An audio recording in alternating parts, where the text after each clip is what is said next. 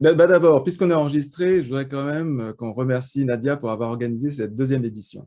Et puis ça, je ne veux pas que ça soit coupé au montage, hein, parce que c'est quand même du travail. Nadia, je pense que d'abord, c'était une très bonne idée d'avoir commencé ça l'année dernière, puis j'espère que l'idée va être pérenne, qu'on va continuer ça. Je pense que c'est essentiel pour tout le monde. Donc, merci, Nadia. C'était très instructif, même si je n'ai pas pu assister aux premières. Je dis tout de suite que malheureusement, je n'ai pas pu assister aux trois premières sessions de cette édition. Mais quand, quand Nadia, la semaine passée, tu nous as proposé effectivement de réfléchir à voix haute un petit peu sur les questions qui avaient été soulevées, même si je n'ai pas pu assister tant que ça aux présentations sur les grandes bases de données, puis comment réfléchir sur les données multicentriques, en fait, parce que c'est un petit peu ça qu'on a en tête.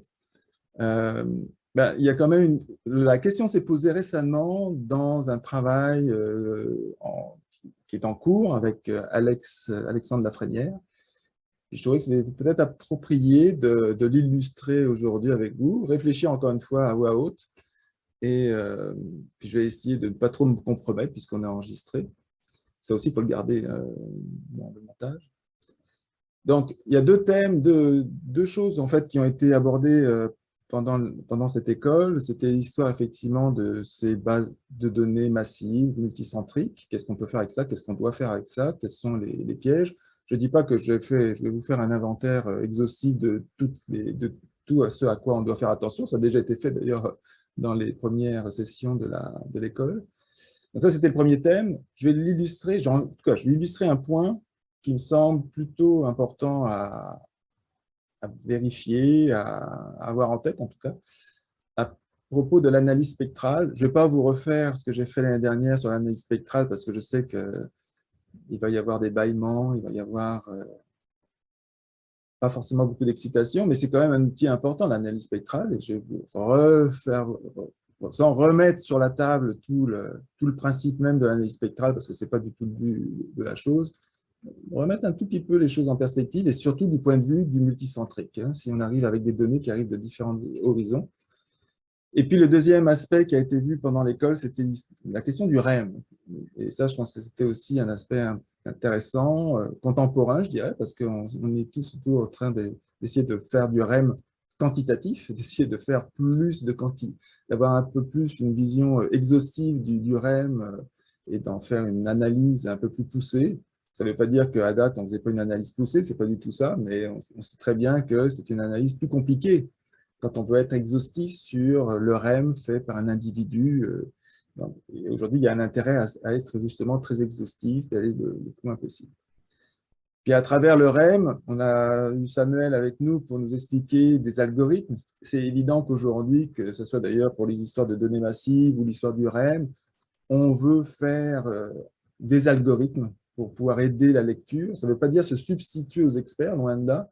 C'est de s'inspirer des experts, mais justement parce qu'on veut aller vers des données de grande taille, beaucoup de larges cohortes, c'est évident qu'à un moment, les experts, pour ne pas parler de Hélène et Sonia en particulier, on ne peut pas leur demander probablement de traiter ça d'une façon, encore une fois, exhaustive. Donc, il faut trouver des algorithmes, et évidemment, ces algorithmes doivent être validés.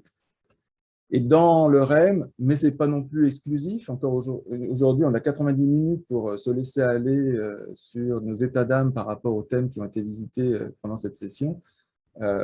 C'est clair que, pour en avoir encore discuté hier avec Sonia, il y a cette question de cette classification phasique, tonique, atomique. Et tant mieux si aujourd'hui, on fait avancer un tout petit peu plus la question par rapport à ce qui a déjà été dit, évidemment, autour du sujet.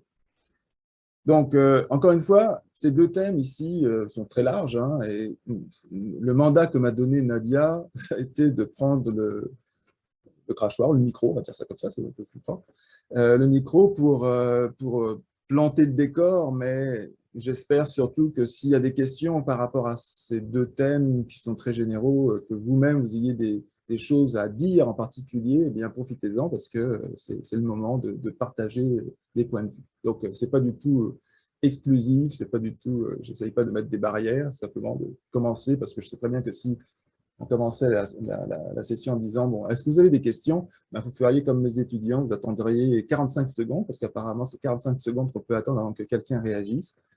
Et c'est long, 45 secondes. Donc, allons-y. Donc, l'analyse spectrale, pour commencer, j'ai pris deux travaux qui ont été faits par des amis du CEAMS. Hein. Donc, le premier travail, c'est un travail de Julie Carrier, et puis le deuxième, c'est de Jean-François Gagnon.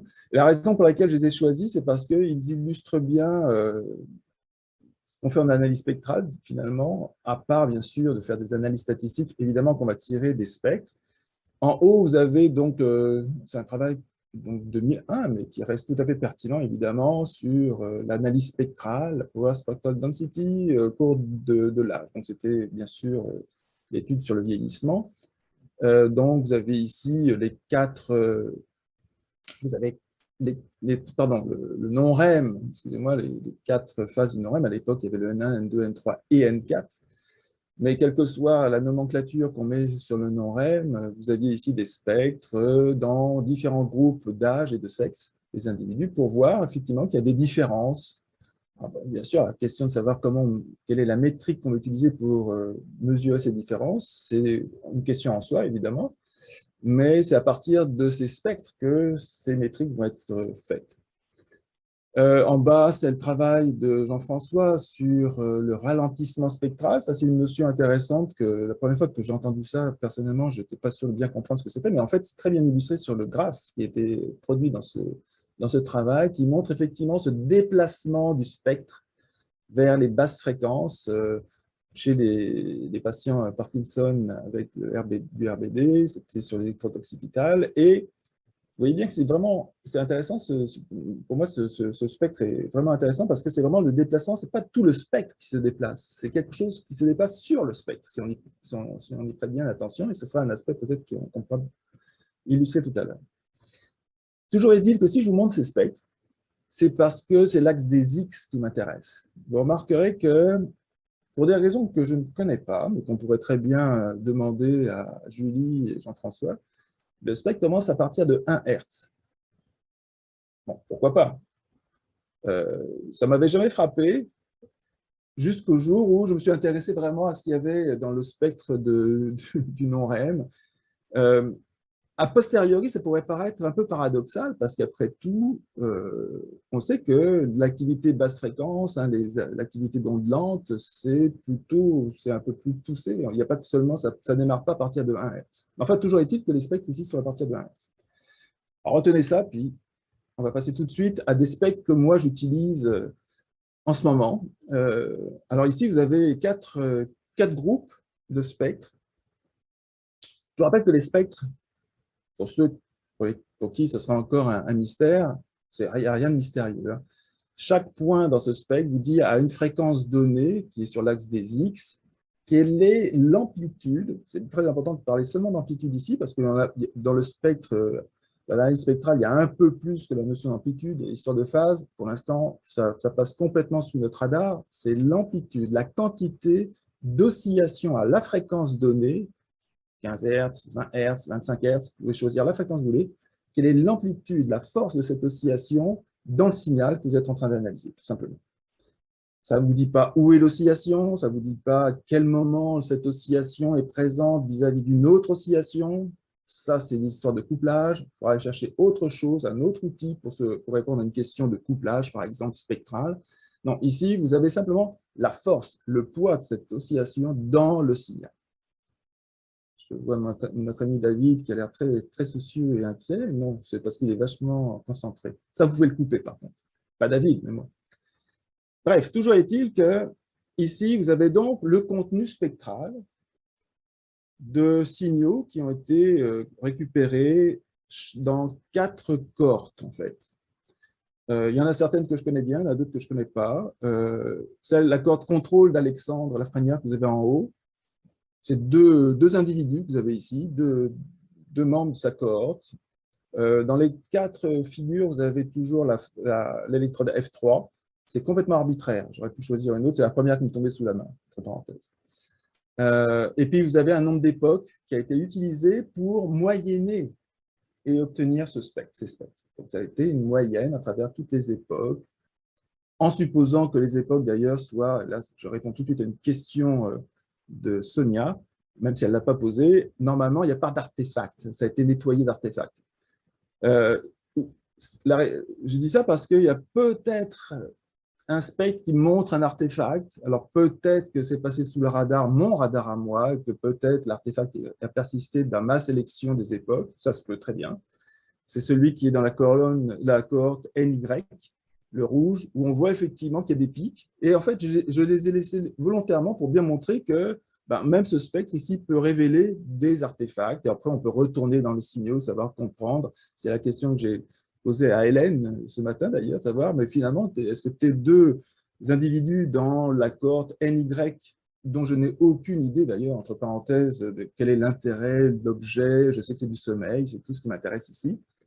Donc, probablement qu'il y a quelque chose qui se passe dans cet individu et que probablement que ça a été retiré, que ça a été nettoyé, mais toujours est-il qu'on voit bien des pics ici qui révèlent certainement autre chose que de l'activité cérébrale. Sonia, est-ce que tu avais une question? Ah, j'ai cru voir ton doigt, c'est pour ça. OK. Mais je peux continuer sur horizontalement la cohorte TCL, trouble cognitif léger, ça c'est la cohorte aussi d'Alex. Et là, pareil, vous avez deux spectres, de deux individus dans cette cohorte de MCI, de trouble léger de la cognition. Et puis en dessous, vous avez la cohorte, un individu de la cohorte Parc de Soraya. Alors pourquoi je vous montre ça? D'abord, pour vous montrer que, et là, je peux vous poser la question maintenant qu'on a réchauffé un peu l'atmosphère, est-ce que vous voyez des différents, à part les pics sur un des membres ici de la cohorte NY, est-ce que vous voyez quelque chose de particulier dans ces spectres que vous avez devant vous? Est-ce que vous avez… Est-ce que quelque chose vous frappe? Tiens, on va dire ça comme ça.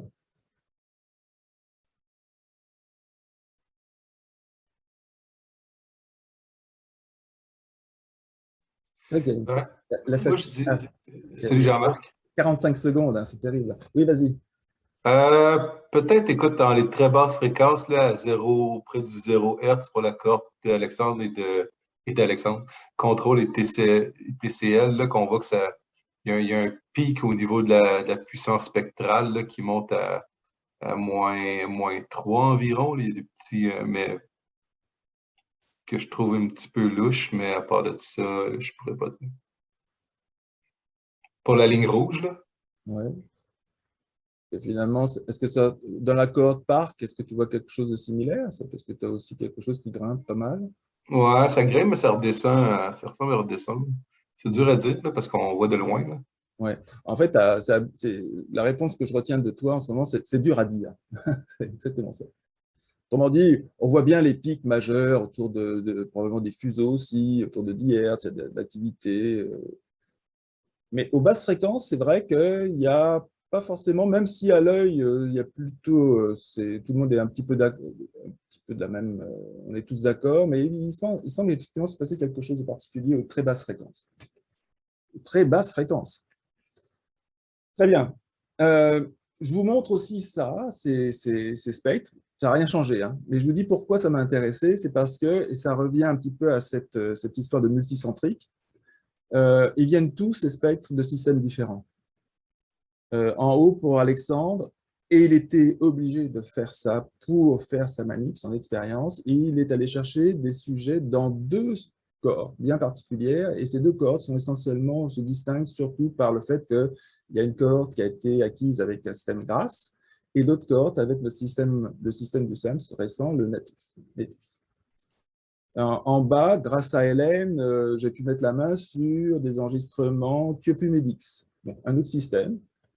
Et puis finalement, dans la cohorte de Soraya Park, c'est du Nihon Koden, donc un autre système à McGill.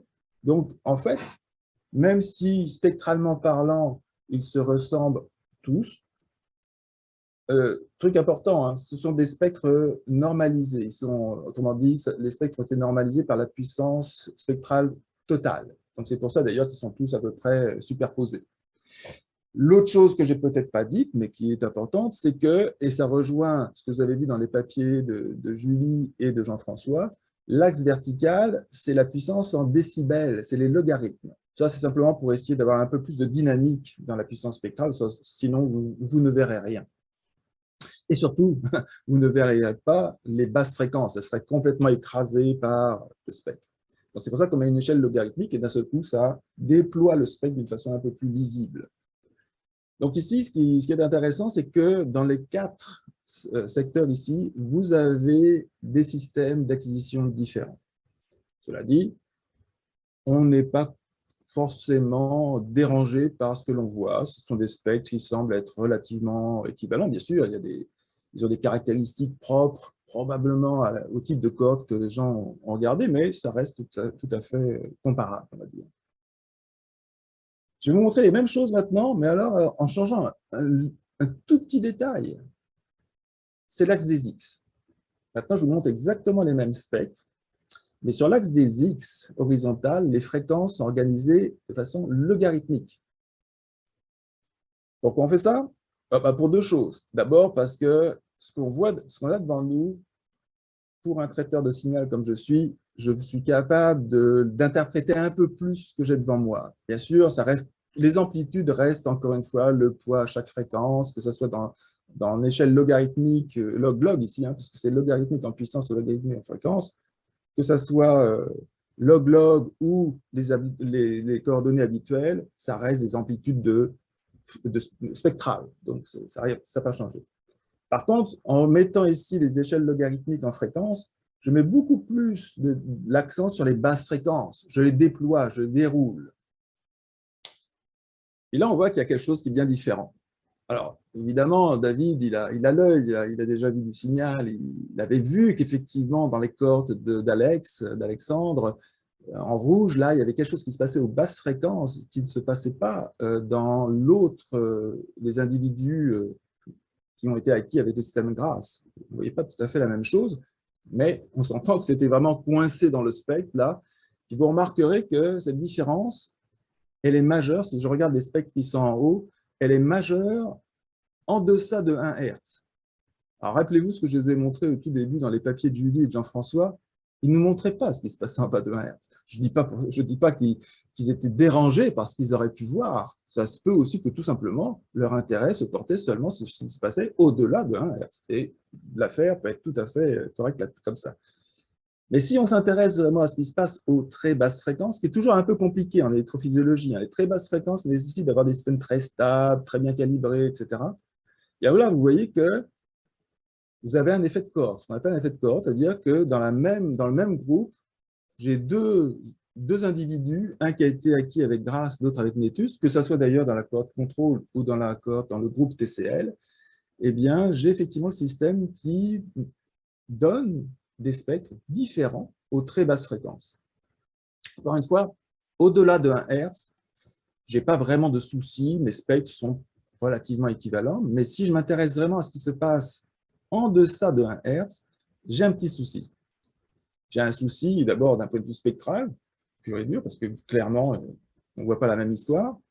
Puis si je regarde la cohorte de Hélène, en bas, cohorte NY, ben là aussi, il y a des choses un petit peu différentes, finalement, très basse fréquence. Étonnamment d'ailleurs, et le code de couleur n'a absolument rien à voir, visiblement, il y a un sujet qui se comporte un peu comme s'il avait été acquis avec un système GRASS, et l'autre, un peu différent.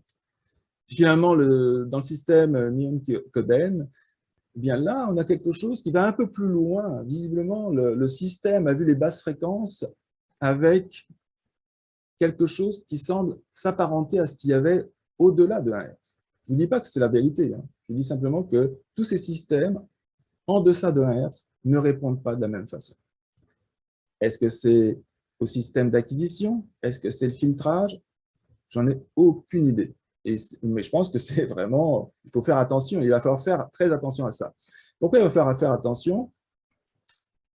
Pour 2 raisons. La première raison, c'est que si je veux faire de l'analyse spectrale dans le delta et que cette analyse spectrale doit mélanger des cohortes qui viennent de sites différents, il y a un souci. Est-ce qu'on peut le corriger? Peut-être. C'est peut-être ça que je vais vous montrer tout à l'heure, à l'issue de la conversation qu'on pourrait tous avoir. Par contre, je dis tout de suite qu'il y a un souci pour des grapho-éléments, des quantités ou des objets qui vivraient dans cette bande spectrale qui est à gauche du 1 Hz. Les ondes lentes, par exemple. Moi, les ondes lentes, quand je vais les chercher, je fais un filtre entre 0,3 et 4 Hz. Je suis pile poil là où les systèmes ne disent pas exactement la même chose. Je vous parle des ondes lentes parce que pour les ondes lentes, c'est un critère d'amplitude que j'ai. Or, l'amplitude de Fourier traduit l'amplitude du signal. Donc là, il pourrait y avoir effectivement quelque chose d'un petit peu particulier. J'en parle ici parce que c'est comme ça qu'on a découvert qu'il y avait effectivement un effet de cohorte dans les groupes d'Alex, c'est que notre détecteur d'ondes lentes ne disait absolument pas la même histoire dépendamment du système d'acquisition. Donc ça, c'est un petit problème quand même. Alors, ce n'était pas un problème dans tous les travaux qui ont été faits dans le passé parce qu'on ne mélangeait pas les systèmes d'acquisition. Donc, un critère reste un critère. Mais sitôt qu'on commence à faire du multicentrique, il va falloir effectivement être très vigilant sur ce biais d'acquisition qui semble affecter surtout les très basses fréquences et en particulier entre le 0,3 Hz qui est la fréquence du filtre qui a été installé pour faire un filtre passe-haut pour éliminer les très très basses fréquences qui n'ont pas d'intérêt et ici 1 Hz. Ça va? Alors, je vous dis tout de suite que ce n'est pas un problème qui est inhérent à notre centre, hein, parce qu'après tout, on peut aller chercher des publications. Ici, 2012, ce papier m'était tombé sous la main parce que moi, je m'intéressais à ce qu'on appelle le scale free, l'invariance d'échelle. Puis vous remarquerez qu'eux aussi, puis ils n'ont pas peur. Hein, ils ont 2 cohortes ici. Et effectivement, encore une fois, au voisinage de 1 Hz, on voit bien qu'il y a quelque chose qui se passe, qui est différent entre les 2 cohortes. Est-ce que ça les a inquiétés? Pas vraiment, parce qu'ils regardaient surtout ce qui se passait au-delà de 1 Hz. Mais ce n'est pas explicite dans leur travail, entre parenthèses. Ils ne s'expliquent pas pourquoi, en deçà de 1 Hz, il y avait effectivement quelque chose de différent dans leurs individus. Donc voilà ce que je voulais vous expliquer. Après, j'ai d'autres diapositives pour expliquer comment on a pu corriger. Donc, je peux bien sûr continuer sur la lancée, mais je peux aussi lancer la discussion, savoir, pour vous, est-ce que vous pensez que il y a Élise qui demande à 10 Hz. Qu'est-ce qui s'est passé à 10 Hz? Élise? De toute façon, comme on peut discuter, Élise, je vais relancer votre question. Pourquoi à 10 Hz? C'est dans le chat. Je vais revenir ici.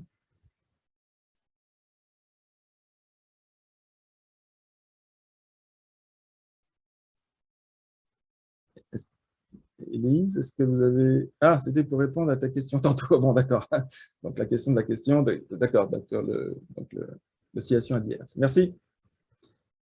OK, donc est-ce que vous avez des commentaires à faire là-dessus? Est-ce que c'est quelque chose de nouveau? Est-ce que c'est quelque chose qui est dramatique, inquiétant? Moi, je me demandais pour la cohorte New York, qui est enregistrée avec le même système. Moi, je trouve ça étonnant de voir que 2 sujets se comportent de différentes façons. Puis j'imagine que Hélène n'a pas eu le temps de regarder à travers plusieurs participants si c'était vraiment divisé ou si celui en rouge ou en bleu, c'est un outlier qui ne s'est pas comporté comme les autres. Là, mais j'étais un peu intriguée par rapport à ça. Ce matin, je l'ai regardé un petit peu, celle qui est en rouge, puis effectivement, Jean-Marc me faisait remarquer qu'il y avait plus d'artefacts. Peut-être que ça vaudrait la peine de le refaire avec plus de participants. C'est toute une cohorte qui a été enregistrée avec des petits montages, oreilles contralatérales. On pourrait voir aussi, parce que dans cette cohorte-là, il y avait aussi des gros montages. On pourrait voir s'il y a une différence avec un montage qui sera enregistré avec une référence CPZ ou après ça, reformaté avec des oreilles liées. Donc, il y aurait peut-être d'autres choses à regarder, là, mais je suis pas… moi, j'avais envoyé 2 nuits à Jean-Marc où c'était écrit dans mon fichier qui était relativement de bonne qualité. Donc, ce matin, je me suis fait avoir un petit peu par Jean-Marc qui me dit non, F3, c'est pas super.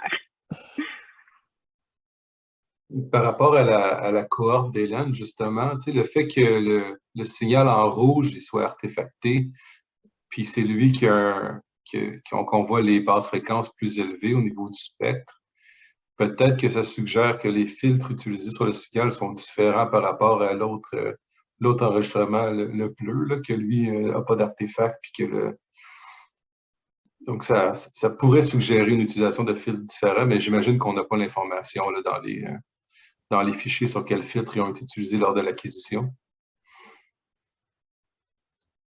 Ouais, on pose la Pas question, l'information, mais je pourrais chercher, David.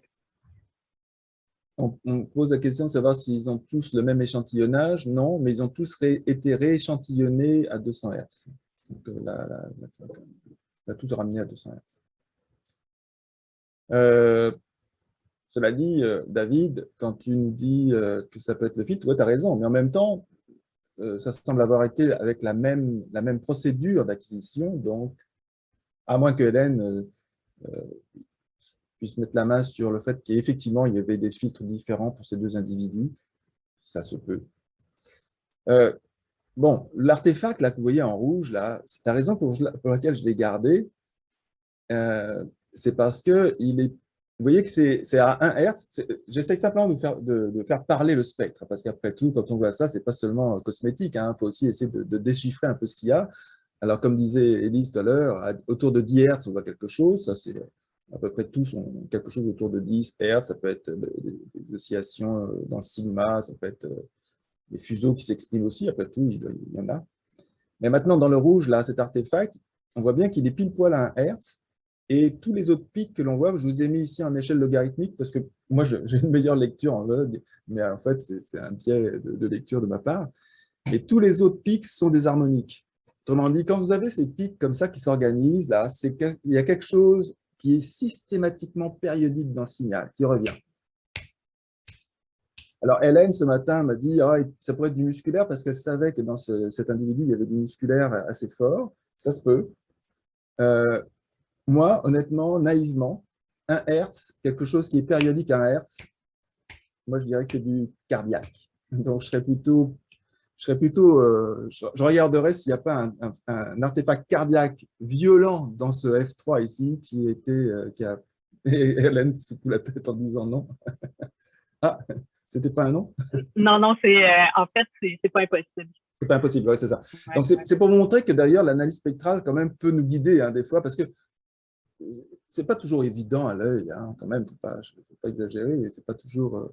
Par contre, l'analyse spectrale peut nous révéler effectivement des choses qui peuvent être quand même assez fortes. Et encore une fois, le fait d'avoir des pics comme ça bien organisés sur des harmoniques, là, ça prouve simplement que c'est quelque chose de très fort et qui est vraiment très stable. Donc, c'est pour ça que j'ai pensé au cardiaque. Le musculaire peut être là aussi, mais c'est déjà un peu moins… Ça peut être périodique, après tout, pourquoi pas, je ne sais pas. Mais c'est clair qu'avec des pics comme ça, si bien organisés, ça pourrait être significatif du cardiaque. Jean-Marc, tantôt tu as dit ils ont tous été rééchantillonnés à 200 Hz. Je me demandais comment on fait ça, tu sais, qu'on part d'un signal qui est à 256 puis on rééchantillonne à 200. Qu'est-ce que ça… C'est une question de filtre. C'est certainement pas… C'est pas une histoire de prendre un échantillon toutes les… quelque chose, c'est pas aussi simple que ça. Donc, il y a des filtres, il y a peut-être… Ça dépend des échantillonneurs. Honnêtement, ça dépend des échantillonneurs qui sont mis dans les boîtes à outils. Ça peut être… il y a toujours un peu d'interpolation qui va être faite, c'est vrai, qui est assez bien contrôlée. L'interpolation va être faite pour justement préserver le spectre. Donc là, ça va être une condition vraiment forte. On va préserver le spectre du signal et pourquoi on va filtrer? Parce qu'il y a une condition importante, c'est que la fréquence d'échantillonnage doit toujours être au plus du double de la plus grande fréquence dans le signal. Donc c'est sûr que si je rééchantillonne, il faut que je repousse cette fréquence maximum aussi. Donc, il y a un filtre qui va certainement intervenir. Donc, tu vas me dire, ici, la plupart, je ne me souviens plus, mais la plupart des signaux étaient à peu près autour il y avait 256, je pense qu'il n'y en avait qu'un seul qui était à 200 Hz. Donc, quand c'est à 200 Hz, on regarde 200 Hz, quand on est entre 256 à 200 Hz, il n'y a pas une grande différence, mais c'est simplement pour normaliser tout le monde. Donc, il y a un peu d'interpolation, mais il y a surtout un filtrage qui est fait pour pouvoir satisfaire cette condition que la plus grande fréquence dans le signal ne peut pas dépasser la moitié de la fréquence d'échantillonnage. Puis les fenêtres d'analyse, c'était des 4 secondes pour faire l'analyse spectrale? Ici, c'est des fenêtres de… C'est une bonne question, je ne me souviens plus. 20 secondes, je pense. 20 secondes. C'est sur des fenêtres de 20 secondes, des pages de 20 secondes de Noël. Mais ça pourrait être sur des 10 secondes. le choix de la taille de fenêtre va impacter la résolution spectrale. Donc, en fait, si je regardais un tout petit peu l'espacement de mes points, je pourrais vous deviner si la taille de la fenêtre. Je suis un peu étonnée, 20 secondes pour ta FFT? Tu le faisais sur 20 secondes? Oui, pourquoi tu es surprise? On ne fait pas habituellement 4 secondes. Tu peux le faire sur tu peux le faire sur la fenêtre que tu veux. Tu peux le faire sur la fenêtre que tu veux. Alors, il faut faire attention. Il y a plusieurs stratégies, hein. Je peux prendre 20 secondes et subdiviser ma fenêtre en sous-intervalles et moyenner, c'est ce qu'on appelle P-Welsh. Hein. Je pense que nos amis de Synode l'ont implémenté ou l'utilisent. C'est-à-dire que même si je te donne 20 secondes, je peux utiliser des outils d'analyse spectrale qui vont s'arranger pour lisser le spectre de telle façon que ça va être beaucoup plus stable comme spectre, beaucoup plus fiable comme spectre. Et effectivement, c'est à toi de définir quelle est la sous-fenêtre que tu auras installée dans ta fenêtre de 20 secondes. Avec des overlaps. Alors, il faut faire attention, il ne faut pas exagérer non plus avec les overlaps parce que là, tu as de la redondance d'informations et tu viens de tricher.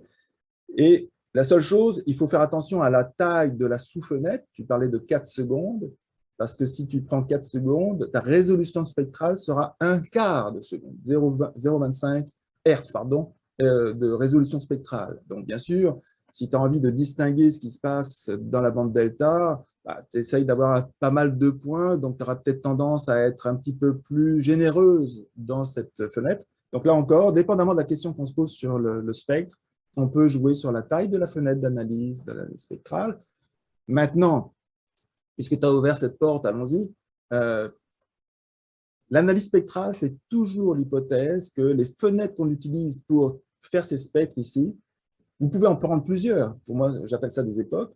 Il n'y a pas de problème. Mais la taille de la fenêtre, vous faites l'hypothèse implicite, qui n'est jamais écrite dans les papiers d'ailleurs, que le signal est stationnaire.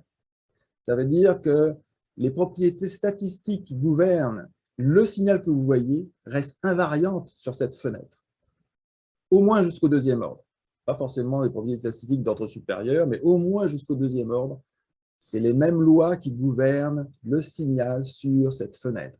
C'est pour ça peut-être que Nadia, tu as réagi en disant 20 secondes, c'est un petit peu exagéré parce que je ne suis pas sûr que ça soit stationnaire sur 20 secondes, quand même, il ne faut pas exagérer. Et tu as raison. Donc, c'est pour ça que des sous-fenêtres vont être utilisées. Ça peut stabiliser justement du point de vue de la stationnarité, mais ça reste néanmoins une condition mathématique sine qua non pour pouvoir justifier l'analyse spectrale que d'avoir du signal stationnaire sur la fenêtre d'analyse spectrale. Après, ça ne m'empêche pas d'intégrer plusieurs fenêtres en supposant évidemment que c'est le même processus que je regarde. C'est pour ça qu'on va essayer d'avoir toujours des pages. Tiens, puisqu'on va rattacher avec ce qui s'est dit pendant cette semaine, du REM propre. Donc, des fenêtres de REM très propres, de telle façon que lorsque je vais faire l'analyse spectrale, je vais moyenner mes spectres calculés sur des fenêtres, des sous-fenêtres, mais au moins j'aurai l'hypothèse qu'à travers le REM qu'on m'aura donné, eh bien, ces propriétés statistiques auront été invariantes pour que le spectre soit justifiable.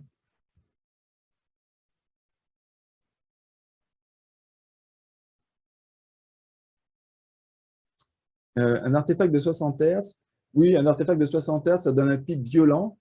Il y a très peu d'harmoniques. S'il y a des harmoniques, ça veut dire que votre fournisseur d'énergie connaît des instabilités, hein, ou alors un temps d'orage, des choses comme ça. Mais en général, il y a un pic très violent à 60 ou 50, ça dépend bien sûr de là où vous êtes. Donc, il peut y avoir effectivement d'autres harmoniques que le 60 Hz, mais en général, le 60 Hz est vraiment domine de façon forte. La FFT, point d'interrogation, j'imagine que c'est une question.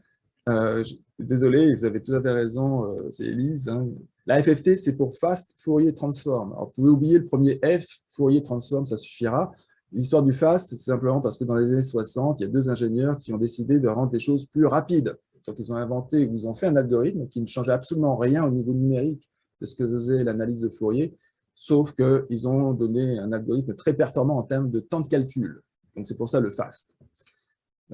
Mais c'est de l'analyse harmonique, autrement dit, c'est un algorithme qui prend votre signal temporel et vous donne une autre séquence qui est la séquence de toutes les fréquences avec l'amplitude des modes de Fourier qui leur sont associés. Et pour chaque mode de Fourier, il y aura une amplitude. Si l'amplitude est ridiculement petite, voire 0, ça veut dire qu'effectivement, le mode de Fourier, s'il est très présent comme le 60 Hz de tout à l'heure, bien vous allez avoir un pic majeur à 60 Hz. Et là, bien sûr, vous allez appeler votre ingénieur favori, vous allez lui dire, il faut me retirer cet artefact de 60 Hz, que dois-je faire? Il va vous dire, bah, c'est simple, on va mettre un filtre, on va l'éliminer à la main. On ne va pas l'éliminer à la main, on va faire simplement une analyse justement spectrale et retirer ce mode. Bon, en général, on n'est pas aussi drastique, on va essayer d'éliminer des modes qui sont un petit peu autour parce que justement, ce n'est pas toujours 60 pile poil, ça peut être 60, plus ou moins quelque chose. Et ça, c'est le filtre que vous pouvez voir dans la littérature qui va s'appeler un filtre notch. Donc, quand vous voyez que les gens ont utilisé un filtre notch, c'est qu'ils ont eu une angoisse à un moment de voir effectivement Hydro-Québec ou d'autres fournisseurs d'énergie polluer leurs données, ce qui est bien sûr, c'est habituel, il n'y a pas de souci avec ça, mais on peut le retirer. Le problème, c'est que vous retirez un mode spectral qui pourrait être impliqué dans un processus, qui pourrait être impliqué, bien sûr, dans quelque chose qui est intéressant pour vous, mais vous ne pouvez pas non plus avoir le beurre et l'argent du beurre. Si vous retirez ce 60 Hz, c'est parce que vous avez une bonne raison de le retirer. Il y avait une main levée. Allez-y. Ah oui, 2 mains levées en même temps. Allez-y. Ah, c'est Élise. Bonjour, oui, Élise. je m'excuse. Je voulais juste pour que je comprenne, parce que j'ai juste un petit deck. Puis ma question, c'est ça, c'est qu'on a toujours pensé, dépendamment de l'étude spectrale que tu vas faire, est-ce que c'est des petites moyennes à toutes les 4 secondes où on va faire la FFT, puis là, on recommence 4 secondes plus tard, on fait la moyenne, puis on fait le restart interval, encore 4 secondes, 4 secondes, 4 secondes. Ça faisait comme une moyenne dépendamment de la fréquence qu'on veut voir. Ou l'intervalle de 20 secondes, où ce qu'il disait, mon frère, toute notre FFT, il disait, ben, tu l'as fait à 4 secondes. Donc, il analyse ça, il fait sa résolution spectrale de 20.25. Puis il recommence à toutes les 4 secondes, tout ça. Il fait la moyenne sur la 20 secondes. Puis là, il recommence à 20 secondes. C'était pour aligner avec nos époques de sommeil. Alors. As-tu l'allure ce que je raconte? Absolument. D'abord, il n'y a pas de petit deck, il n'y a que des grandes études. Hein. Donc, ne vous sentez pas marginal dans les discussions, loin de là, parce que vos questions sont tout à fait pertinentes. Hein. Ici, l'idée, c'est toutes les 4 secondes, effectivement, puis, encore une fois, si je ne suis pas clair, vous m'interrompez. Toutes les 4 secondes, vous faites la FFT. Vous calculez les modes de Fourier, ces fameux coefficients de Fourier. Vous les stockez, vous les accumulez sur toutes les périodes de 4 secondes que vous allez recenser sur votre page de 20 secondes. Et vous allez moyenner les amplitudes. C'est-à-dire la moyenne des amplitudes pour chaque fréquence. Vous avez donc toute une collection de modes de Fourier que vous allez calculer. Vous allez moyenner. Alors, c'est soit la moyenne des amplitudes, soit la moyenne des amplitudes au carré, mais ça ne changera rien. D'accord? Donc, c'est la moyenne des spectres, on va dire ça comme ça, sur toutes les fréquences. À chaque fréquence, je moyenne sur toutes les fenêtres de 4 secondes que j'ai recensées. Ça marche? Et ensuite, je peux moyenner, et ça me donne ce qui se passe sur ma page de 20 secondes, et je peux aussi moyenner ensuite sur toutes les pages. Comme ça, je serai indépendant de ce qui s'est passé d'une façon particulière sur une page. Est-ce que j'ai répondu?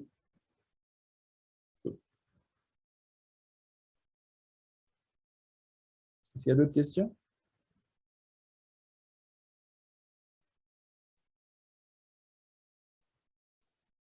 J'ai un petit détail. Quand les gens, les techniciens regardent leurs signaux dans GRASS, souvent, ils vont avoir un filtre appliqué de 0.3 à 100 Hz.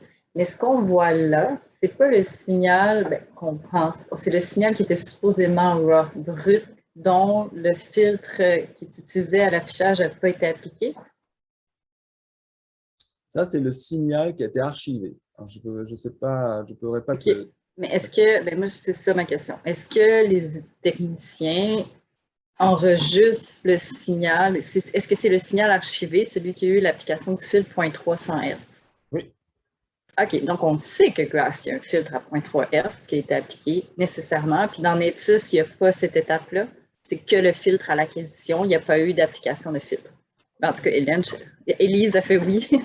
Mais ce qui est dommage, c'est que je veux dire, en ce moment, on ne peut pas retrouver le signal basse fréquence dans GRASS, là, à moins que c'est archivé à quelque part sans qu'il y ait eu l'application.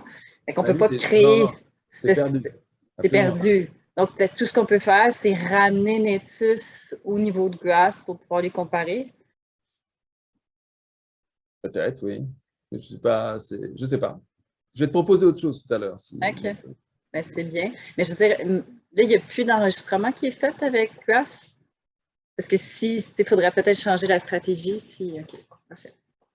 Peut-être qu'à Rivière des Prairies, ils ont encore des systèmes grâce, mais ça, je ne sais pas. Mais ils ne peuvent pas changer en chemin. J'imagine que leurs codes sont déjà commencés. Non, je ne pense pas que ça soit une bonne idée. Oui, mais il faudra apprendre de ça. Là. Pour Natus, là, déjà, ça a l'air d'être bien corrigé. Là. Ça veut dire que ce qui est enregistré comme signal brut, c'est le signal d'acquisition et non le signal filtré. D'accord. Merci. OK, ce que je peux vous montrer, je ne devrais pas être tout seul à parler quand même, mais grâce à Élise. En tout cas, merci Élise, parce que c'est pour simplement dire aux autres que quand même, vous pourriez vous réveiller. Mais je vais peut-être répondre, je vais prendre la balle au rebond avec ce que vient de dire Karim. Qu'est-ce qu'on peut faire? Alors, c'est sûr que j'ai un biais, parce que c'est des choses qu'on est en train de faire en ce moment, de savoir comment interpréter le spectre, justement, une fois qu'on l'a acquis. Donc, ce que vous voyez, puis ça peut aller aussi dans le sens de ce que Élise a mentionné tout à l'heure. Le spectre que vous voyez dans la petite boîte qui est à gauche, ici, dans la boîte supérieure, c'est la transformée de Fourier, toute bête, de 30 secondes d'une page. Vous allez me dire, quand même, tu exagères, tout à l'heure, tu as dit qu'il fallait faire attention à la stationnarité, puis là, tu es en train de faire 30 secondes. C'est vrai, donc j'aurais pu moyenner, comme on l'a dit tout à l'heure, j'aurais pu prendre des sous-fenêtres plus petites. Ça n'aurait rien changé à l'histoire que je vais vous raconter. J'ai simplement pris 30 secondes pour avoir plus de résolution spectrale dans mon spectre. Et de toute façon, je vais moyenner à la toute fin de l'histoire. Donc, ça ne va pas trop m'inquiéter d'avoir pris ces 30 secondes de N2. Donc, le spectre que vous voyez ici, à gauche, c'est le spectre brut sur 30 secondes. Il ne vous dit pas grand-chose, évidemment. Puis l'idée ici, c'est d'essayer de le modéliser. Et ce que je vous dis, ce que je vous raconte est très contemporain en ce moment, parce qu'il y a plein de groupes qui essayent de faire ça, pas forcément de la façon dont je vais vous le montrer, mais avec la même idée. L'idée étant de séparer ce qui semble être organisé spectralement le long d'une droite. C'est très flagrant lorsqu'on regarde un petit peu, surtout le Neon Coden ici, vous voyez vraiment, en log-log, vous avez vraiment une droite. Puis en fait, je dirais presque avec un peu d'imagination, mais en fait l'imagination n'est pas vraiment à aller chercher, vous avez toujours effectivement un comportement très linéaire, par-dessus lequel vous avez autre chose. Et il y a l'idée en ce moment très forte dans la communauté d'aller séparer les deux entités. Ce qui appartient à ce fond spectral que généralement on appelle du bruit, mais qui n'est peut-être pas forcément un mot bien approprié, parce que généralement quand on parle de bruit, on a envie de le retirer. On veut essayer de le retirer, mais peut-être que c'est un bruit qui porte de l'information sur l'activité physiologique qui est sous-jacente. Et en fait, en ce moment, ça c'est une idée très forte, de voir qu'effectivement, même si c'est considéré comme étant un bruit de fond, un bruit de background, eh bien, vous avez quelque chose qui est encodé dans ce signal. Donc, tout ce que vous voyez sur la ligne pointillée noire ici, c'est un peu une régression des modes de Fourier. On essaie de trouver une ligne qui essaye de régresser au mieux ces coefficients de Fourier. Ce que vous voyez juste à droite de la boîte en haut ici, donc ce qui est le petit R de F, c'est l'écart spectral entre la ligne pointillée et le vrai mode. Autrement dit, c'est le résidu. Donc, toute la ligne noire ici, c'est le résidu. Ce qui est en noir, c'est un peu le lissage. Ce qui est en gris derrière, c'est les vraies données. Donc, c'est simplement le lissage pour essayer de donner quand même une allure relativement lisse de ce résidu. Donc, encore une fois, c'est l'écart entre le vrai spectre et la droite. Et puis finalement, ce que vous avez tout à droite, c'est purement cosmétique, c'est l'exponentielle de ce résidu. Donc, c'est la fonction exponentielle appliquée sur le résidu. Si je vous montre sous cette forme exponentielle, c'est pour vous montrer que d'un seul coup, je vois des pics qui se manifestent d'une façon très éloquente, qui n'étaient pas forcément évidents et visibles dans mon spectre, quoique quand on y regarde un peu plus près, on se dit « Ah oui, effectivement, il y avait quelque chose qui se passait à telle fréquence », mais ici, on a quelque chose d'évident. Il y a un vieux papier d'Anatole Bragin qui était à San Diego, qui était un des champions de l'électrophysiologie, qui disait « Si vous voulez voir quelque chose d'évident dans un signal, allez donc dans Fourier et débrouillez-vous pour le rendre évident. » C'est un petit peu ce qu'on fait ici. On va essayer de se débrouiller pour rendre évident quelque chose qui est à l'intérieur de votre spectre, mais qui n'est pas forcément trivial avec le spectre initial, on va dire. Donc, la ligne du haut, c'est sur une époque, une page. La ligne du bas, c'est l'histoire à travers toutes les époques. Ici, vous en avez une 500 et quelques époques dans ce cas particulier. Les droites que vous voyez ici en couleur, ce sont toutes les droites pointillées à travers toutes les époques. Ça, c'est pour montrer que, à travers toutes les pages de N2 que j'ai pu recenser, cette ligne bougeait. Eh bien, ce coefficient, cette pente que vous voyez, on sait aujourd'hui qu'elle porte de l'information sur ce qui se passe physiologiquement à cette électrode. Ce n'est pas un paramètre comme ça qui sort d'une façon un peu aléatoire, ça code quelque chose. Alors, si je devais faire un peu de publicité sur ce que j'ai fait il y a quelques années avec Jean Gottman au MNI, on a pu montrer par exemple que cette pente en intracrânien, parce qu'on peut la mesurer, on peut faire du spectral aussi en intracrânien, cette pente permettait d'améliorer la prédiction de crise d'épilepsie. Et pas forcément là où l'électrode était sur un foyer épileptogène, pas du tout, à l'extérieur du foyer. Autrement dit, on pouvait mesurer déjà à l'extérieur de la zone épileptogène quelque chose de l'activité physiologique qui prédisait la crise qui allait à venir. Alors, ça ne veut pas dire que c'est tout seul, ça prédisait, ça améliorait la prédiction. Je suis très prudent, hein, ça me permettait d'améliorer. Autrement dit, il y a de l'information qui était codée dans ce paramètre, déjà. Alors, ce n'est pas ça qui nous intéresse ici. Il faut simplement savoir que c'est pas, cette pente que vous voyez sur toutes les droites n'est pas anodine, ça dit quelque chose. Avec Valérie Mongrain, on a montré que ça changeait avec les stades de sommeil chez la souris, sur des électrodes ECOG. Ça a changé avec le génotype. Autrement dit, il y a quelque chose qui est codé dans ce paramètre qui peut être intéressant. Maintenant, ce qui nous intéresse plus, en fait, c'est le résidu. C'est qu'est-ce qu'il y a par-dessus ces droites. Et ce que vous voyez, là, je vais tout de suite aller dans le carré inférieur à droite, c'est ce résidu ici, c'est la moyenne de tous les résidus que j'ai pu collecter à travers toutes les époques. Et là, vous avez d'une façon très éloquente les modes d'oscillation qui sont dans ces périodes de non-REM. C'est ça qu'on essaye de vendre en ce moment. C'est plutôt que de vendre de spectres qui ressemble beaucoup au spectre précédent que je vous aurais pu vous montrer, c'est plus ce spectre ici de résidus. En fait, c'est peut-être pas un mot approprié parce que résidu, ça fait quelque chose qu'on a envie de jeter, mais c'est en fait, on appelle ça en ce moment le spectre des oscillations, parce que c'est vraiment le spectre des oscillations propres de ce qui s'est passé en non-REM ici. Ça ne veut pas dire que le spectre background ne contient pas d'oscillation. Le spectre de background organisé le long de cette droite, pensons-y, ce sont des modes d'oscillation qui s'organisent à toutes les fréquences, des plus basses aux plus hautes, et c'est l'ensemble de toutes ces fréquences qui donne un processus très caractéristique, caractérisé par cette pente. Maintenant, par-dessus ce processus, vous avez un processus d'oscillation, et ce qui est ici en bas à droite vous révèle ces oscillations propres, et sur lesquelles en ce moment on est en train de travailler. Donc, vous voyez que le spectre n'est pas aussi simple que ça a l'air.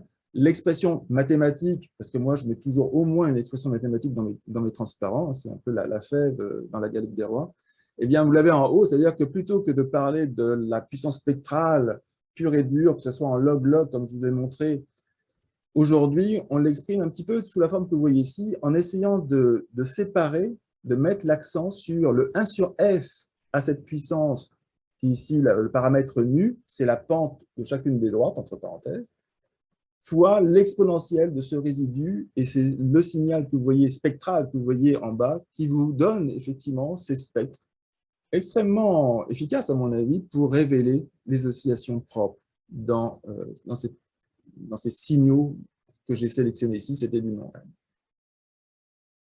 Vous remarquerez qu'il y a une ligne pointillée dans le spectre. Ici, il y a une petite ligne pointillée qui est pile à 1 Hz. Évidemment, le 1 Hz ici, c'est cette fameuse frontière qui nous inquiétait pour voir qu'au-delà de 1 Hz, on a effectivement un comportement spectral qui semble relativement stable, indépendamment du système d'acquisition. La question est bien sûr de savoir, mais qu'est-ce qu'on va faire pour les modes qui sont à gauche, ceux qui sont avec des fréquences plus basses que 1 Hz. Donc, vous remarquerez que dans les spectres du résidu que vous avez en bas à droite, il y a cette ligne pointillée qui vous montre que je n'ai jamais touché à ce qui se passait à cet endroit-là. La question est, qu'est-ce qu'on peut faire? Alors, qu'est-ce qu'on peut faire? Bien, on peut faire le même travail, mais en se concentrant seulement sur cette partie du spectre. Alors ça répond peut-être à la question de Karine. Après tout, je vais faire la même manip des deux côtés du 1 Hz. D'accord? Je ne sais pas à quoi correspond la pente, par exemple. Par contre, je vais m'intéresser au résidu. Je vais regarder qu'est-ce qui oscille par-dessus cette pente. Si cette pente, à mon avis, cette pente n'a rien de physiologique, contrairement à la pente qui était au-delà de 1 Hz. C'est peut-être le système, c'est peut-être le filtre. Maintenant, on va se questionner de savoir, mais est-ce qu'il existe des oscillations au-delà de cette droite que je pourrais avoir? Donc, c'est exactement l'exercice qui a été fait ici. C'est très récent, entre parenthèses, on n'a pas du tout regardé plus loin que ce que vous voyez en ce moment ici pour aider justement Alex à traiter ces données. Et ce que vous voyez dans la colonne qui est à droite, c'est le résidu. Et on voit bien que ce résidu, finalement, fait du sens. Ça donne simplement des oscillations dans le delta entre à peu près le 0,3, 0,2 ici, parce qu'on est allé plus loin, et jusqu'à 1 Hz. Donc, et l'effet de cohorte, ce qui est intéressant ici, c'est que l'effet de cohorte qu'on avait dans la manip d'Alex disparaît sur le résidu ici. Autrement dit, la pente est certainement caractéristique du système d'acquisition pour des raisons que j'ignore, mais le résidu qu'on voit ici, lui, est le même indépendamment du système d'acquisition dans les deux cohortes d'Alex. Donc, quelque part, ça apporte effectivement une information qui est plus pertinente, évidemment, que ce qu'on avait sur le spectre initial. Donc ici, ce n'est pas tant d'avoir pu séparer quelque chose de physiologique avec cette histoire de pente et physiologique en termes des oscillations, ça c'est ce que je vous ai montré au-delà de 1 Hz. Ici, c'est beaucoup plus un filtre qui permet peut-être d'exploiter finalement, pour répondre à Karine, nos données indépendamment de ce qui est pu se passer en deçà de 1 Hz.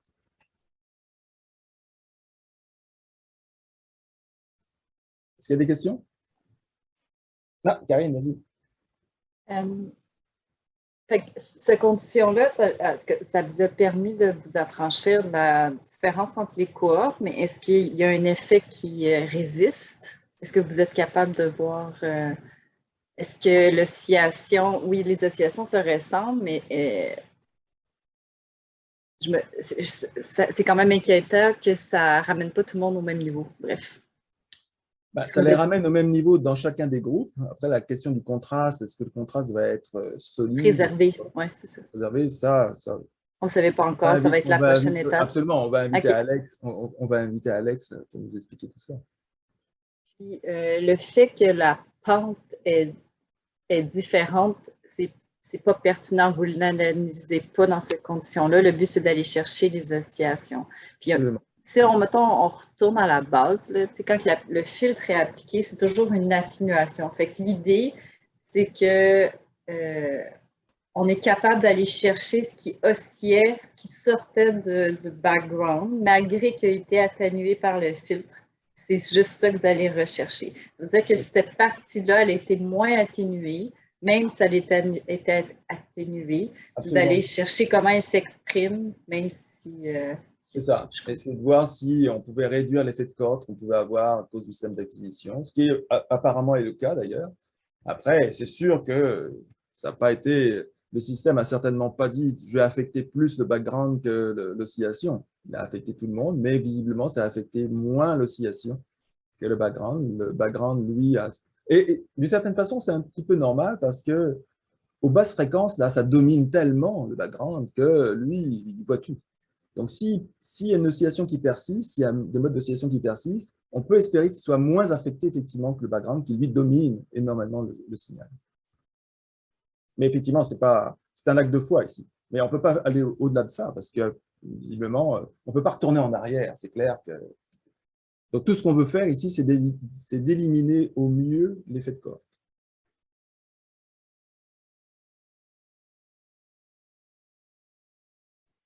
Mais après, on fait comment pour faire l'analyse de nos données une fois que tu comprends ce qui se passe dans ton signal? C'est quand tu vas faire l'analyse de tes ondes lentes. Ah, ça c'est la question qui tue parce que je ne sais pas. Ben, ça dépend. Si je reste avec le même système d'acquisition, je n'ai pas trop d'inquiétude. Mais on n'a pas résolu le problème avec notre cohorte où on avait 2 systèmes d'acquisition et clairement, c'était clair, les ondes lentes, on avait un déficit d'ondes lentes avec les mêmes critères de détection, on avait un déficit d'ondes lentes dans un sous-groupe. C'est Alex qui a sonné l'alarme en disant mais c'est pas possible, il y a quelque chose qui ne va pas. Et évidemment, c'était l'atténuation qu'on voit ici qui affectait nos ondes lentes. Notre détecteur, parce que, encore une fois, le détecteur, lui, il repose sur des valeurs absolues, des critères absolus d'amplitude. Donc, c'est sûr que le détecteur voyait encore des ondes lentes, mais pas dans la même proportion du tout dans les 2 systèmes. Mais il continue à en voir, évidemment. Donc, ça répond un tout petit peu à Karine. Évidemment que les oscillations ont été affectées. Ça, c'est clair. On a éliminé d'un point de vue spectral l'effet de cohorte. Ça ne veut pas dire qu'il n'y a pas encore un résidu dans l'effet de cohorte, ça j'en conviens. Mais pour les ondes lentes, c'est quand même beaucoup plus spécifique. Là, on vient chercher vraiment des grapho-éléments dans la bande spectrale du delta qui sont très fins. Là, par contre, l'effet de cohorte est très violent. Comment le corriger? Je ne sais pas. Puis tantôt, Karine parlait des filtres qu'on applique au tracé. Moi, je ne connais pas beaucoup ça. Du filtre qui commence à 0.3 Hz, c'est ça, Karine? Puis il y a Élise qui disait il faut appliquer les normes. Puis je me demandais si c'était les normes disaient qu'il faut appliquer un filtre à 0.3 Hz, puis si ces normes-là avaient changé dans le temps. Puis si ça ne pouvait pas expliquer peut-être ce qu'on voit.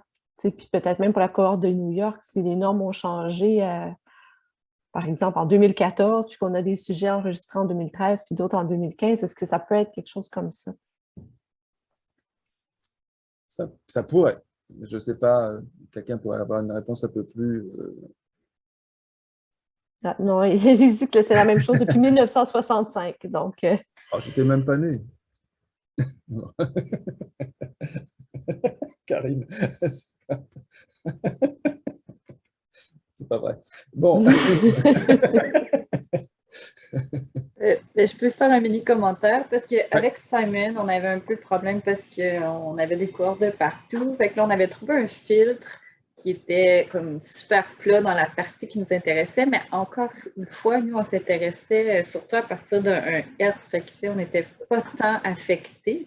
Mais le but, c'était comme. Puis on voulait s'assurer que si on appliquait plusieurs fois le filtre, parce qu'étant donné, on ne savait pas si le data qui arrivait d'ailleurs, il y avait déjà eu un filtre ou pas, on ne voulait pas comme qu'il y ait que le signal soit encore plus affecté à cause d'une récursivité d'un filtre appliqué. Fait qu'on s'engagait que c'est hyper plat où ça nous intéressait pour être sûr qu'on ne filtre pas. Fait que là, on filtrait tout le monde avec notre filtre pour comme les modeler dans notre moule pour après ça repartir. C'est pas parfait, mais, mais on avait comme pas le choix de rendre tout le monde à la même place. Fait mais ici, ça ferait en sorte que vous seriez obligé de forcer tout le monde à perdre des basses fréquences, mais au moins après ça, ils sont sur le même piédestal, vous pouvez les comparer. Vous étiez au-delà de 1 Hz. Autrement dit, vous vouliez simplement que vous normalisiez votre spectre pour que tout le monde soit sur le même pied, mais vous aviez la possibilité parce que vous aviez les données qui pouvaient faire ça. Alors qu'ici, les données ont été filtrées d'une façon différente en deçà de 1 Hz et il n'est pas question de réinventer du signal qui a été escamoté. Puis, juste pour comprendre, parce que peut-être que je suis la seule à ne pas tout suivre, puis à ne pas savoir ça. Les techniciens, clairement, vous savez ça, mais la différence entre Grasse et Netus, c'est qu'il y en a un qui filtre. On n'a juste pas accès aux données en bas de 0.3 Hz, puis l'autre applique un fil plus software, puis on a accès au signal non filtré. C'est ça la différence? Hélène dit oui, là. Peut-être que ma question est comme pas claire puis que Jean-Marc la comprend pas. C'est comme ça que je le vois. À l'acquisition avec Grasse, il y avait vraiment un filtre 0.3 à 100 appliqué à l'EEG. Donc, c'est un filtre genre hardware. Là, tu peux jamais récupérer ton signal. C'est ça, alors qu'avec Nexus, on n'a pas. Les filtres sont appliqués après au au moment de la lecture. Puis nous, on est intéressés à voir ce qui se passe en bas de 0,3 Hz, donc on est capable d'y retourner, mais pas avec le GRASS. OK. Merci.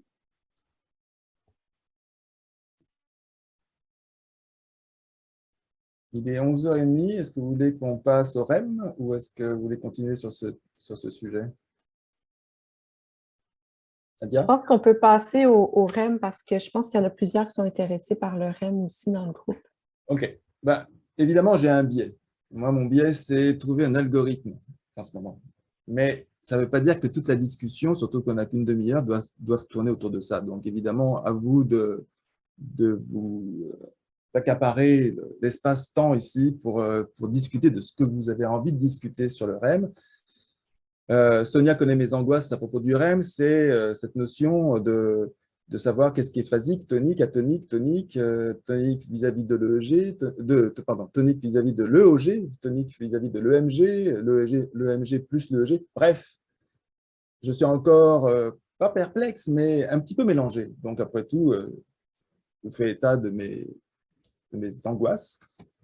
Mais ça ne devrait pas être une angoisse. L'angoisse a un petit peu diminué parce qu'à force de discuter, je vois bien qu'il n'y a pas un consensus, mais il n'y a peut-être pas nécessité de consensus.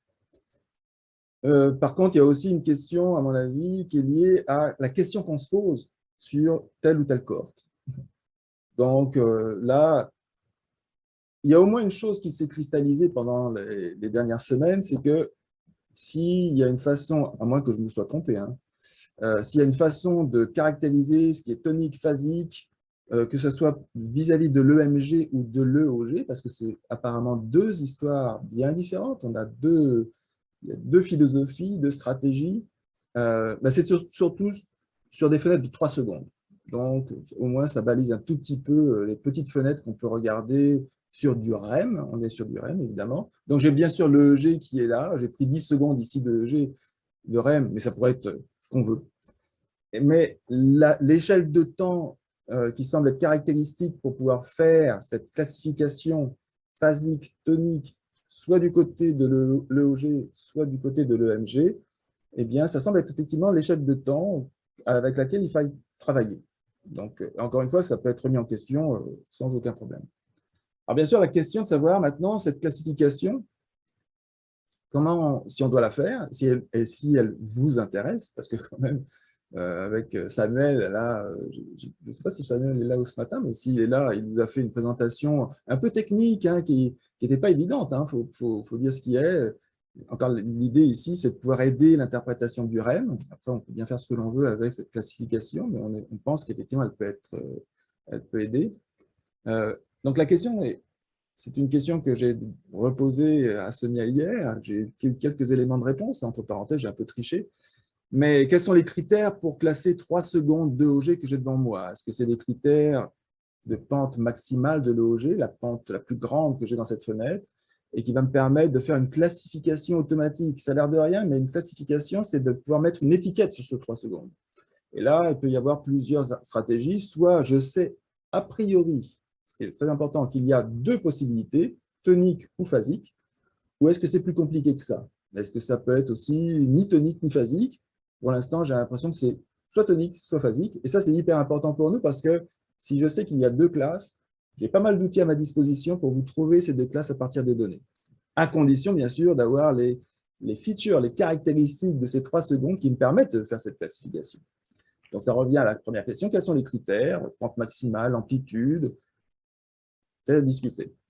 Ensuite, pour revenir à ce que Samuel vous a présenté, c'est qu'est-ce que je vais faire avec ça? Bien sûr, il y a plusieurs options. Il y a peut-être l'idée simplement de faire la recension de toutes ces petites périodes phasiques et toniques du point de vue de l'EOG et que ça a peut-être un marqueur, c'est un marqueur clinique qui m'intéresse.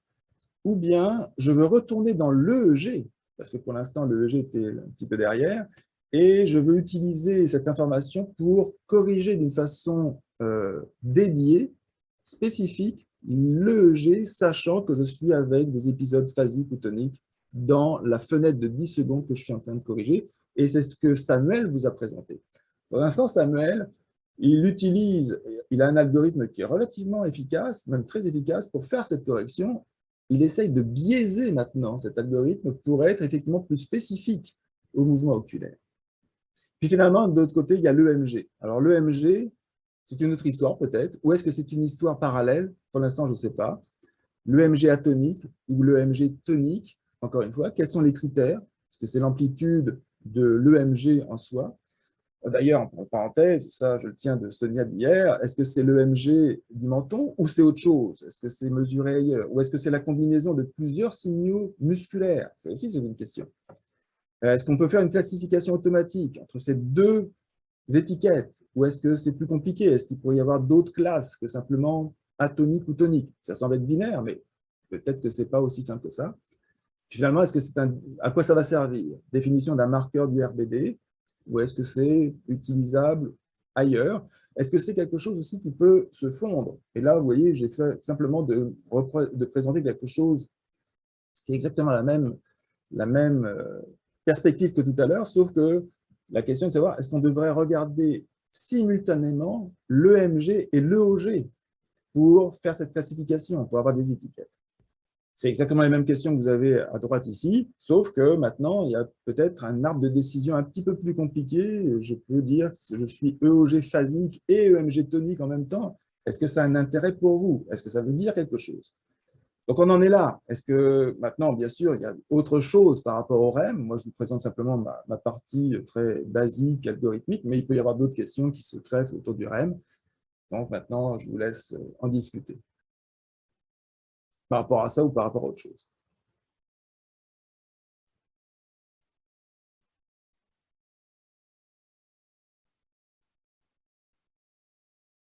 Alors, Élise fait un commentaire historiquement, mais Élise, vous pourriez le dire dans une discussion. Historiquement, on identifiait les périodes sans artefact EOG et EMG. Impossible d'analyser l'EEG du sommeil paradoxal de REM pendant les mouvements oculaires. Ça, c'est intéressant parce que cette impossibilité, c'est parce que l'EEG était artefacté, contenait ce mouvement oculaire, j'imagine. Alors, Élise, la bonne nouvelle, c'est que Samuel déploie des efforts considérables pour retirer ce mouvement oculaire de l'EEG pour justement le rendre accessible à l'analyse. Donc, c'est un peu la porte qu'on essaie d'ouvrir et on espère justement que ça puisse vous aider à faire une analyse un peu plus exhaustive du REM pour essayer de justement avoir accès à l'EEG de qualité, entre guillemets. Il y aura toujours, bien sûr, quelque chose un résidu, mais on essaye de rendre l'EEG, disons, cérébral, qui domine le mouvement oculaire pour pouvoir rendre cette analyse possible. Jean-Marc et les autres aussi, là, concernant les algorithmes que je ne connais pas, je pense que j'ai posé ma question la dernière fois, puis je la repose encore, mais j'aimerais savoir qu'est-ce qui existe comme algorithme de classification automatique pour EOG phasique versus tonique. C'est ce qui en existe. Puis, je sais qu'il existe des algorithmes aussi pour classifier automatiquement ou identifier en tout cas le RBD, donc pour les MG atoniques versus toniques. Est-ce que ces algorithmes-là fonctionnent bien? Ils ont été, je pense, publiés, là, donc il y a des labos qui les utilisent. Nous, on continue de le faire par les experts, là, visuellement, à la main. Est-ce qu'on serait gagnant de le faire automatiquement puis d'implanter ça dans l'app CEAM? Je me questionnais par rapport à ça, puis c'est vraiment des questions naïves, là, je n'ai vraiment pas la réponse, ou les réponses. Est-ce que quelqu'un veut répondre?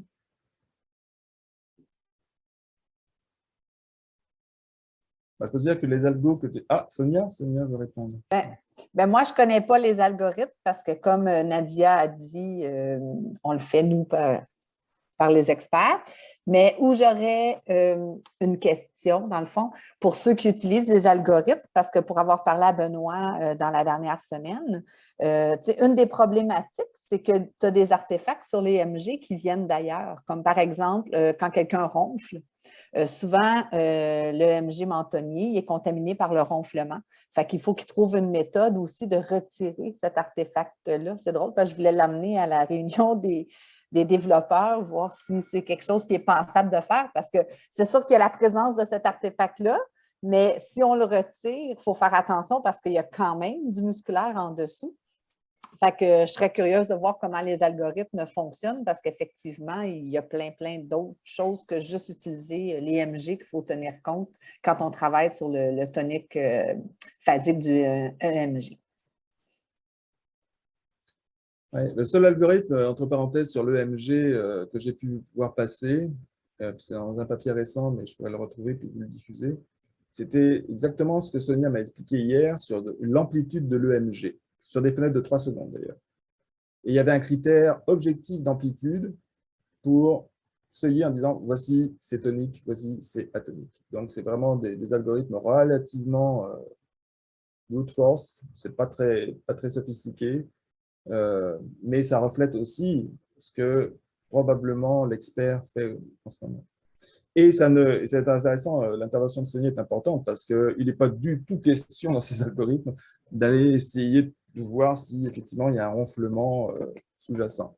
C'est intéressant le ronflement parce que ça pourrait être pas trop difficile à détecter d'un point de vue algorithmique parce que le ronflement c'est relativement stable en termes de fréquence dans la respiration. Donc j'imagine que je pourrais probablement le détecter spectralement.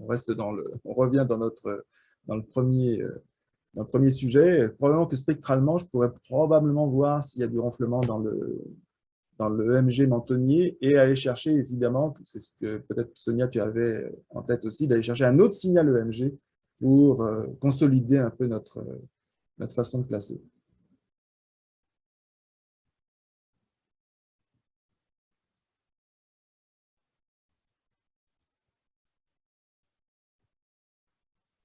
Autre chose? Je serais peut-être intéressée, parce que j'ai manqué plusieurs réunions du vendredi, puis je suis pas du tout à jour. Peut-être que je serais intéressée à savoir qu'est-ce que Willy est en train de développer comme algorithme.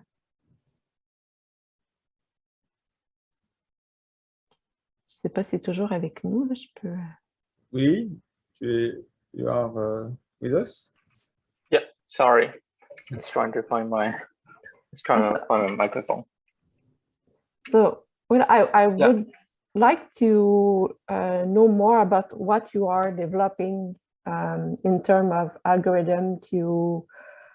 I know that you are working on something about EEG, EMG in RBD, but I don't know more. So I would like to know more about what you are developing. I'm a little bit confused. Is this regarding to like what Jean-Marc was talking about right here for classification for phasic tonic, or just my project? I'm sorry. It's about the tonic phasic classification, right? Yes. So this is actually primarily Jean-Marc and Samuel's project, just assisting. So the idea is that like we have a lot of RBD patients and we need to classify them into tonic and phasic REMs. But like it's very difficult to do like all 200-300 subjects all at the same time and not including like multiple sleep recording. So Jean-Marc was proposing like, you know, having like automatic methods to trying to classify tonic and phasic REMs using all this. So the purpose was really just to trying to see that whether or not EOG or EMG really helps out into classifying different differentiating between tonic REM and phasic REM.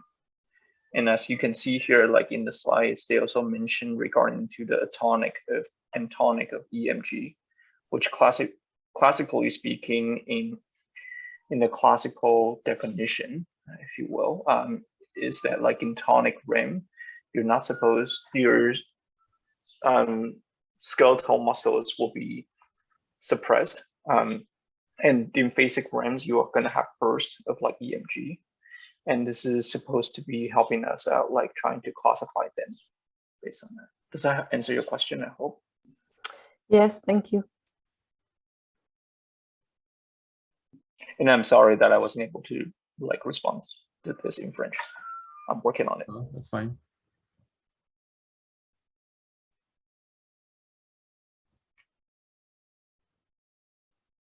Est-ce qu'il y a d'autres commentaires?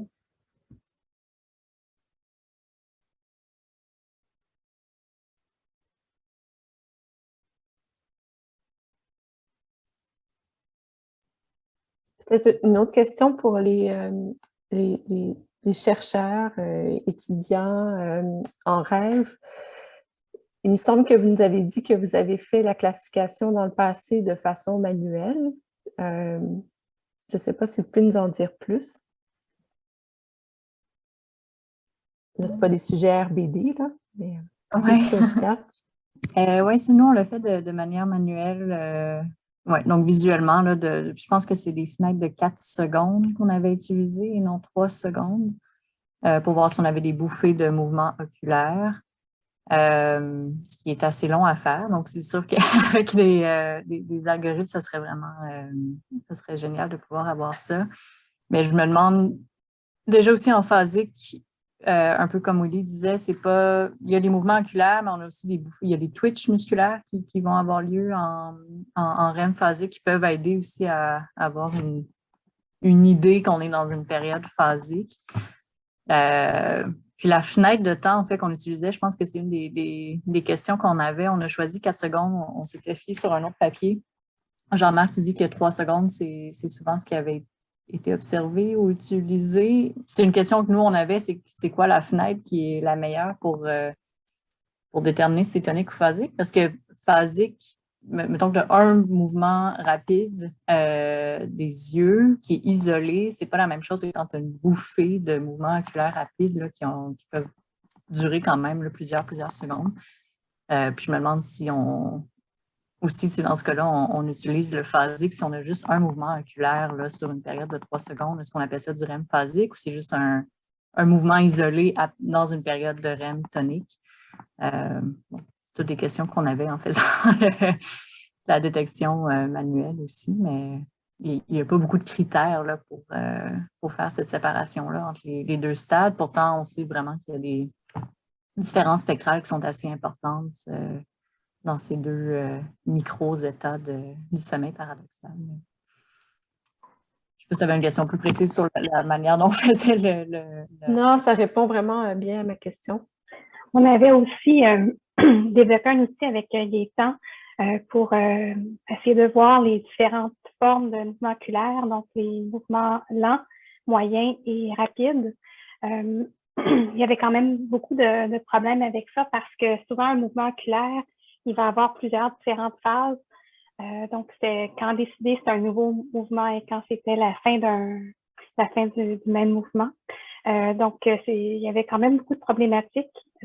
Au final, l'outil que Gaëtan avait développé, on l'avait surtout utilisé pour le rouler dans un premier temps, pour essayer d'avoir un mécanisme automatisé d'identification des mouvements et après, on apportait une correction manuelle. Donc, ça l'aidait surtout pour la densité de mouvements oculaires. C'est comme ça qu'on l'a utilisé principalement au laboratoire. On n'a pas eu assez de temps avec Gaëtan vers la fin de sa carrière de développer au complet le volet des différentes formes de mouvements oculaires, donc slow, medium and fast.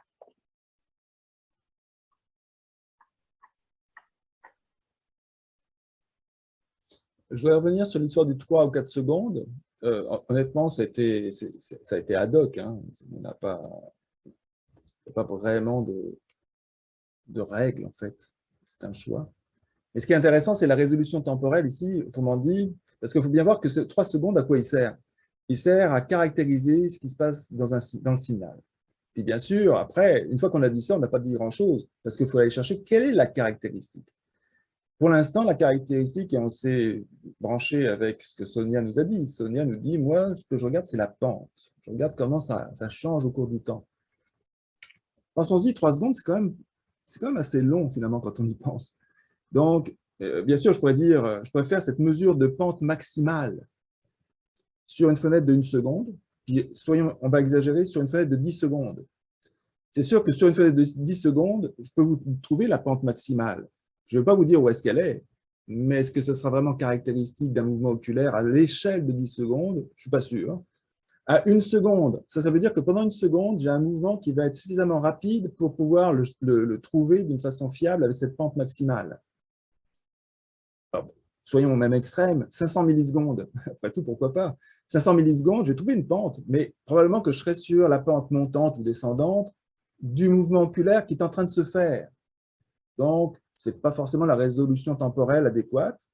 Donc, la vraie question, c'est, quand vous voyez un mouvement oculaire, là, c'est quoi son échelle de temps? Ce n'est pas l'échelle d'un blink, parce que ça, je sais exactement comment vous trouvez un blink. C'est tellement reproductible là, que c'est facile. Le mouvement oculaire est beaucoup plus compliqué parce que je n'ai pas encore entendu une quantification de l'échelle de temps de ce que c'est un mouvement oculaire en REM. Vous allez me dire que c'est hyper compliqué parce que probablement que c'est variable. Mais c'est la vraie question, parce que si je connais cette échelle de temps, ça me donne ça me calibre. Quelle est la fenêtre dans laquelle je vais trouver une caractéristique de ce mouvement oculaire? Au début, avec Samuel, on s'est intéressé à l'amplitude du mouvement oculaire. Puis honnêtement, et puis Samuel pourrait le confirmer maintenant, il pourrait vous faire même carrément une présentation pour vous dire, moi, je ne fais pas de classification en deux classes. Je ne trouve pas deux classes qui reposent sur l'amplitude du mouvement oculaire. Par contre, je n'aurais pas à voler le punch de Samuel, encore une fois, parce que c'est lui qui a fait le travail. Si je me fie, puis Samuel, tu interviens si je dis une bêtise, surtout que c'est enregistré, si je me fie sur la pente maximale, sur une fenêtre de 3 secondes, bingo, j'ai deux classes. Vous voyez, et ça, c'est un critère intéressant parce que je force pas les choses, mais il se trouve que j'ai deux classes qui se distinguent si je visite l'EOG sous l'angle de la pente et non pas de l'amplitude. Est-ce que c'est… Donc, ça peut être un indice, mais ça ne suffit pas. Hein, c'est empirique comme critère. Mais l'affaire des 3 secondes, pour moi, c'est surtout quelle est l'échelle de temps d'un mouvement oculaire que je peux caractériser. 4 secondes, 3 secondes, la question est ouverte. Mais c'est ça qui, bien sûr, donne cette notion ou cette fenêtre. Je ne pense pas, honnêtement, entre 3 et 4 secondes, je ne suis pas sûr que ça fasse une grande différence. Je ne pense pas. Mais c'est quand même, si on devait la justifier, je pense qu'il faudrait la justifier vis-à-vis de ce mouvement oculaire caractéristique en REM. Et encore une fois, c'est bien différent d'un blink, évidemment. Il y a Will qui veut intervenir. Will? Yeah, I just want to add it on to like everything that was just asked and like what Jean-Marc was just mentioning. So the one thing to keep in mind regarding to the tonic phasic REM versus tonic phasic like muscular, they're not the same thing. And second of all, like tonic phasic REM was originally started out in animal studies and integrated into humans. So the entire definitions of it, as Sonia was just asking right now, is there like a precise like descriptions of what it actually is for phasic eye movements and tonic eye movements? Sorry, and tonic REM sleep sections. There was never like a very one-hand standard. So earlier, I think it was Claudia mentioning that like it manually it's easier that you can just see like, yes, there is eye movement, no, there's no eye movement. That's easy to tell, that's for sure. But if you're really looking to studies over time, there's really no uniform way, even in clinical studies. Some people will say that, yes, no, there's eye movement. Some people will give you different definitions of like whether or not this exceeds that 50%. And regarding to the directions and how we classify it, some will say that 90 degrees split in EOG signals, as what Jean-Marc was just saying, using the amplitude, not the amplitude, the slopes and things. So this is a part that like, that's why REM is somewhat called paradoxical. Not a lot of people are really touching down into the classic definitions that's been seen in human. It's been integrated somewhat, but there's a lot more work that really needs to be done. In regarding to whether or not there's more into stages in REM, as Jean-Marc constantly say, that's up to debate.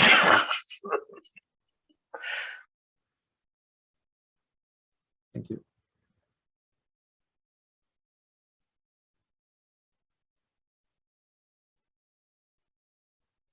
Sur le chat, je vois que les gens interagissent entre eux. Ben, finalement, c'est le but de ce genre d'école, c'est que finalement, les choses se passent aussi bien en périphérie des sessions.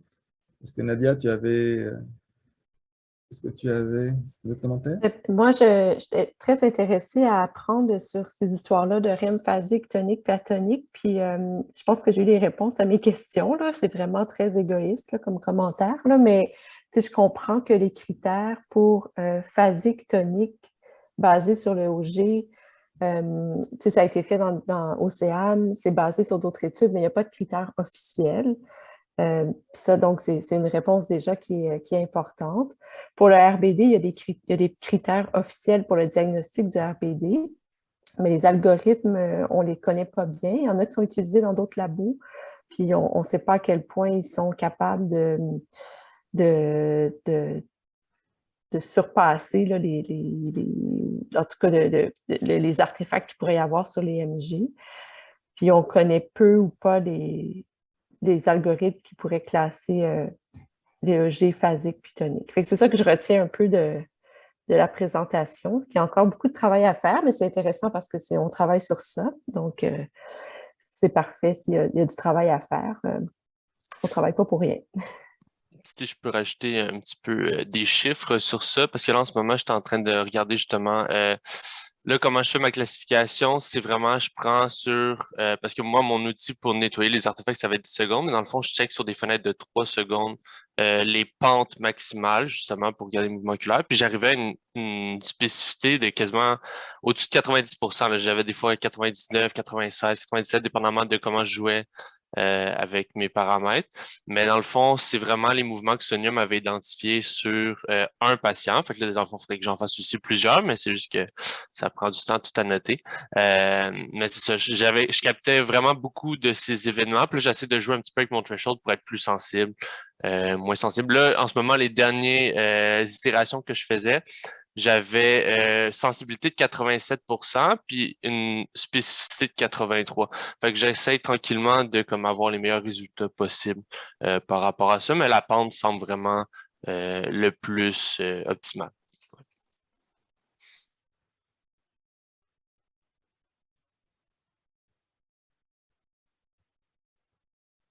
C'est une note bien positive pour terminer l'école, non?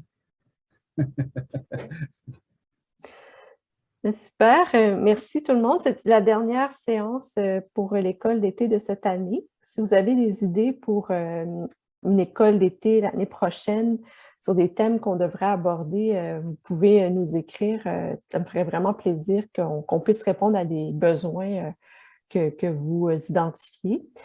Je veux remercier Jean-Marc aujourd'hui parce qu'il a dû préparer tout ça vraiment à la dernière, avec peu de préavis. On a décidé la semaine dernière ce qu'on allait présenter aujourd'hui. Je remercie aussi tous les intervenants de l'école. Ça a été vraiment intéressant d'avoir des intervenants qui viennent de différentes disciplines. C'est toujours ça qu'on essaie de faire. Tantôt, Élise disait, ah ben moi j'ai un deck, mais on a nos experts là, qui sont des Élise, Marjolaine, Hélène, Sonia, qui jouent beaucoup avec les tracés. Puis avec les programmeurs d'un côté, des coordonnatrices ou experts en éthique, les étudiants, les chercheurs. Puis pour nous, ça nous paraît important que tout le monde se retrouve autour d'une même table ou d'un même Zoom pour discuter de ces questions-là. Donc, vraiment, tout le monde a une place importante là, pour ces questions-là. Donc, merci d'avoir assisté, puis n'hésitez pas à nous envoyer des commentaires pour une prochaine année, puis merci à tout le monde pour votre implication.